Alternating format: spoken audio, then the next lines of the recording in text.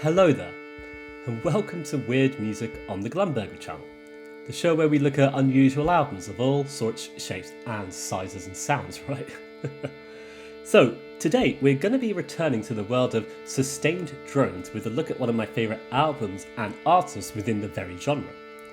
This album is, a truly delightful meditative droning experience that showcases so brilliantly what the accordion is capable of producing in terms of sounds and vibes and stuff. I truly adore this album so much that when Imprec re-released the album recently, I had to get the CD and the t-shirt. So today I present to you the 1982 album Accordion and Voice by Pauline Oliveros.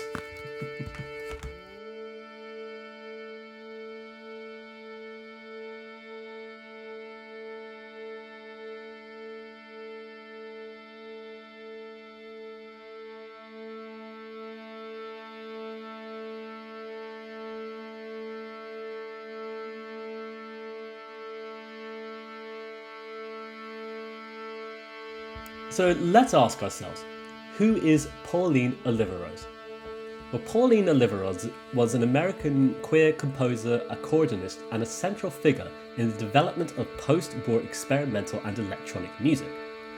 And having taught at a number of universities and colleges, including Mills College, University of California, Oberlin Conservatory of Music, and Rensselaer Polytechnic Institute, Oliveros was fundamental in the establishment of new music theories, which included concepts of deep listening and sonic awareness, as well as having designed the expanded instrument system, which was an electronic signal processing system that she utilised in her performances and recordings.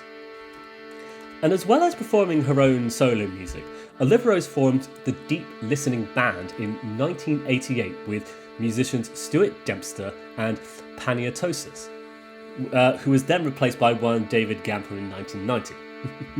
And has also collaborated with numerous artists over the years, including with Ellen Fullman and her long-stringed instrument. And so across her, vast body of work, Oliveros' work delves deep into the spectacular world of drone and instrumental performances, with an emphasis on the power of resonance and just instruments themselves. And I find her theories and works to be truly fascinating, and the concept of deep listening to be a really interesting idea, which was apparently coined from a pun of sorts. And so just to go into that a bit quickly, the story goes that in 1988, after descending 14 feet into the Dan Harpole underground cistern in Port Townsend to make a recording, she came up with the term deep listening, which then turned into an aesthetic based upon principles of improvisation, electronic music, ritual, teaching, and meditation. And I think it's a lovely, almost philosophical concept, which was designed to inspire both trained and untrained performers to practice the art of listening and responding to environmental conditions in solo and ensemble situations. And I think it's fascinating. It's a theory and a concept that sort of helps sort of connect musicians not only with their very instruments, but within the very space in which they are performing as well.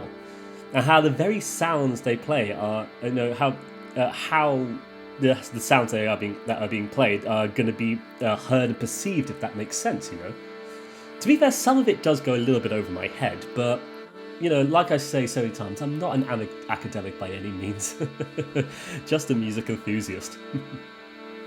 Let's get back on track though. So today we're looking at the 1982 album Accordion and Voice, which was originally released on vinyl by Lovely Music, before seeing a reissue in 2006 and a repress in 2014 by Important Records, or Imprec. And so this album, I think, is a lovely introduction into the beautiful sonic world of Pauline Oliveros, with it consisting of two compositions. You get Horse Sings from Cloud and Rattlesnake Mountain. And of course, as you might have guessed from the title, the album features only the accordion and Oliveros' own voice. It is in the first track, it does as well. In the second track, I think it's just the accordion. It's also worth mentioning a little bit of extra information regarding the accordion itself, as we're going to get very used to it in this video. And so on the back of the release here, we are told the following. Tunings for Horse Sings from Cloud and Rattlesnake Mountain are organically microtonal, courtesy of MT Music, Mount Tremper, New York. And so, microtonality, it's something we've explained a little bit about in Kat Hernandez's episode on Unlovely, as well as briefly mentioning it in our video for Phil Niblock's Nothing to Look At, Just a Record, of course. And, you know, microtones are, you know, fascinating and weird, even though, like, I don't understand it as well as academics, of course, as I've just mentioned and stuff, but it's truly fascinating, you know, the experimentalism that comes from people who just love to explore microtones. Anyway, let's get back to the album. So Accordion Voice opens up with the incredibly hypnotic Horse Sings from Cloud. 22 minutes of incredibly abstract accordion drones, accompanied of course by very beautiful and pleasant vocal humming from Oliveros herself. And what we get is a perfect minimalist drone experience where we get to envelop ourselves in the wonderful tones of the accordion itself, which just effortlessly pulls these elongated notes through time itself as they stretch out for as long as is absolutely necessary. And with the vocals as well, if you can call it that, the vocal performance and stuff, you get this lovely interplay between the two sound sources, you know, which just both flow so beautifully the more the composition plays out. And it's just such a lovely and delightful drifting, droning composition, you know, that becomes really rewarding the more you just sit there and listen to the whole thing. You sort of discover that there's this untethered structure to the entire thing, essentially. Notes play out for long periods of time, but there's no pattern as such. It just all occurs for as long as necessary and is very formless though.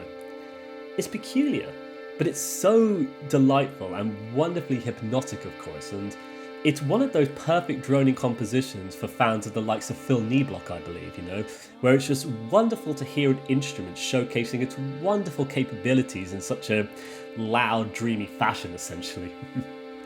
For me, I think it's a beautiful composition, and without doubt, one of my favourite drone recordings of all time, I would say.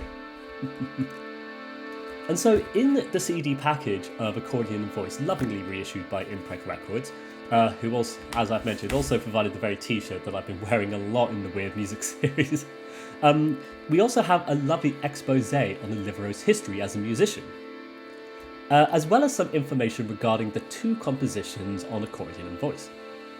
And there's a number of interesting parts to the text, including a portion mentioning that the original working title for the track was Rose Mountain Slow Runner, which was dedicated to one Linda Montano in 1975. And we have an explanation for the instruction for the composition itself, which goes as follows. At present, the instructions are to sustain a tone or a sound until there is no longer any desire to change it. When all desire to change the tone or sound has subsided, then select a new tone or sound.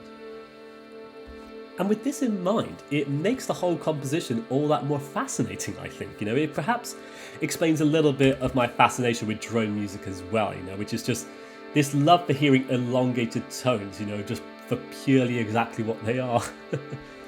And I can't help but just imagine Oliveros just performing the composition, just getting lost in those incredibly dense and heavy tones she sustains, letting them abstractly present themselves until they become truly wonderful, and all you want to do is just hear it forever. Which, at which point then, is when she changes it, of course. It results in something that does technically have this weird framework to it. You know, even though I did mention that the whole thing feels so formless and, you know, structureless, there is a structure being adhered to of sorts, but it's one that's incredibly abstract. But it all culminates in something that's so beautiful and meditative, and so wonderful, I think, you know. And so, just to go back to the name briefly, what delights me about Horse Sings from Cloud is an expert from Oliveros, who explains the title of the composition came from a dream, with her saying, "A horse was supposed to sing from the clouds. I was wondering how the horse would get there. When some birds flew down with a blanket in their beaks and took the horse to the clouds to sing. I think it's one of those, bizarre yet oddly delightful dreams that are just so full of esoteric imagery, I might add. And I think I love how she's worded it, because you could just envision it all so perfectly in your head as you read the whole thing. But there's a loveliness to it, I think, and there's such a charm to it, like just this very abstract concept being expressed through abstract music, essentially. And so moving on to the second composition, we have Rattlesnake Mountain, which is another 22-minute composition that falls into the core concept that Oliveros was interested in, but I feel this one is rather different to Horse Sings from Cloud. And so whilst the former really comes across as a drone recording featuring these incredibly long singular notes, Rattlesnake Mountain is a lot more playful and bounces around various notes almost whimsically, I would say. And all the while you get these singular drones occupying in the background, of course.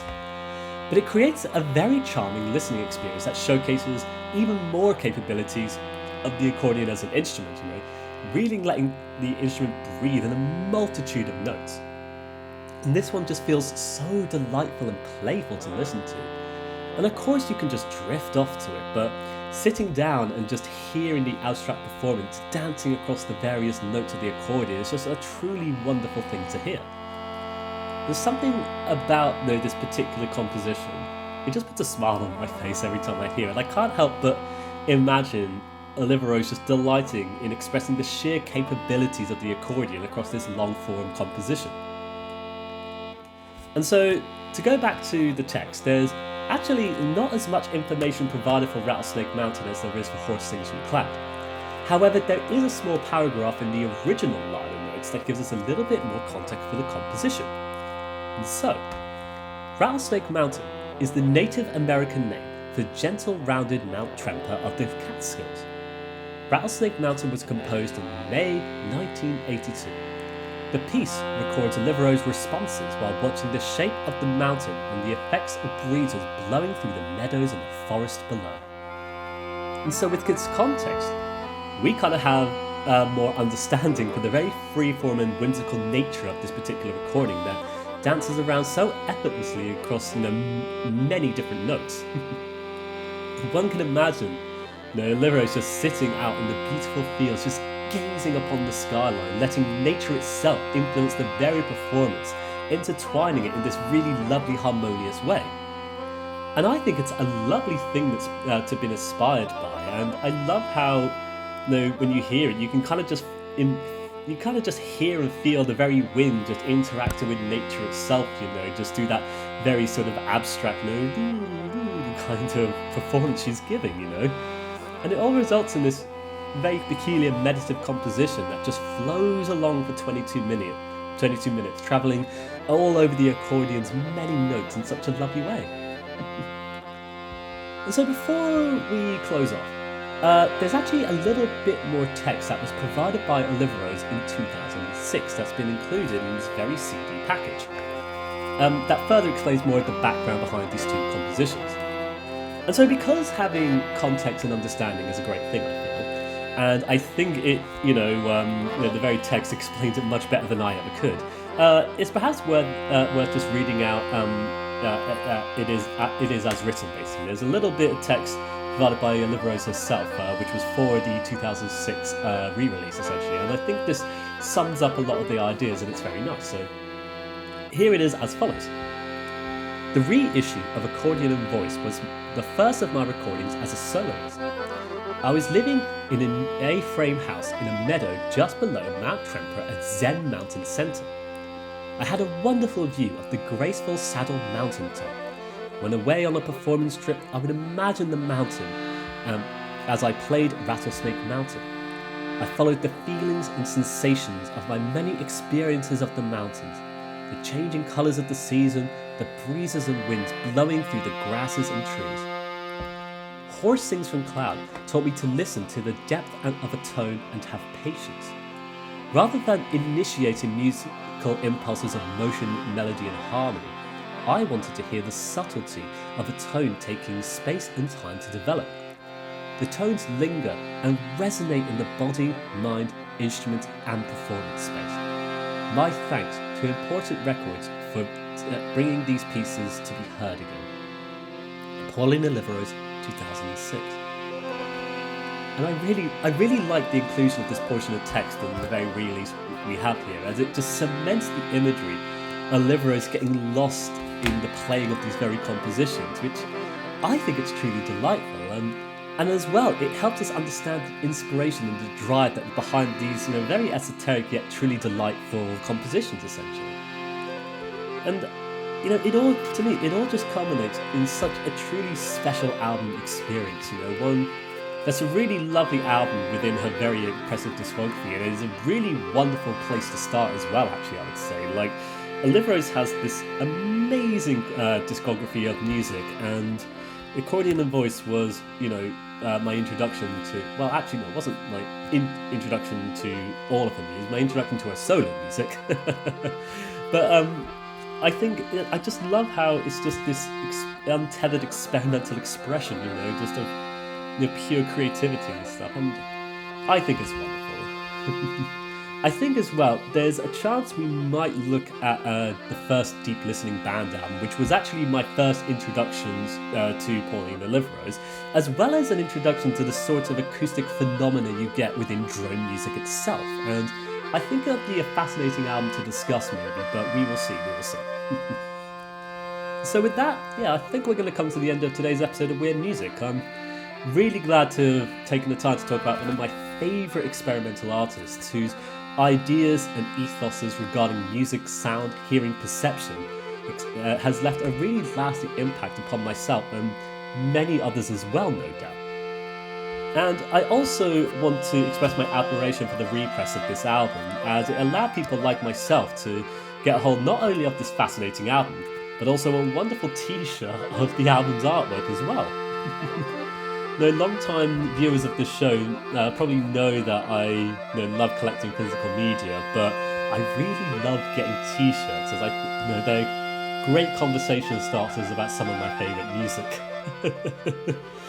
And so with that, I would like to thank you for watching today's episode of Weird Music. I wish you all the best, take care, and bye-bye for now. Bye-bye!